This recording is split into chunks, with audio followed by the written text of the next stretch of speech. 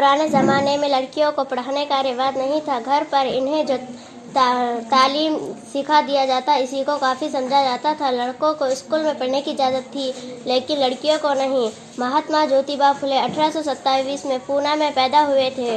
उन्होंने लड़कियों को तालीम दिलाने का काम अपने ही घर से शुरू किया था और भी अपनी बीवी को पढ़ाना और लिखाना सिखाया। वालिद नाराज़ हो गए तो अपना घर बार छोड़कर उस्मान शेख के घर में आकर रहने लगे। उस्मान शेख भी लड़कियों की तालीम की अहमियत से वाकिफ़ थे। उन्होंने बहन के दिल में पढ़ने का शौक़ पैदा किया। सावित्री बाई के साथ फातिमा शेख ने पढ़ना सीख लिया और वो इसी तरह पहली मुस्लिम खातून मुअल्लिमा कहलाई। वो फातिमा शेख ने लड़कियों की तालीम के लिए जो खिदमत अंजाम दिए उसे भुलाया नहीं जा सकता। घर घर जाकर लोगों को तालीम की ज़रूरत समझाना और लड़कियों को स्कूल भेजने के लिए उनके माँ बाप की खुशामद करना फातिमा शेख की आदत बन गई।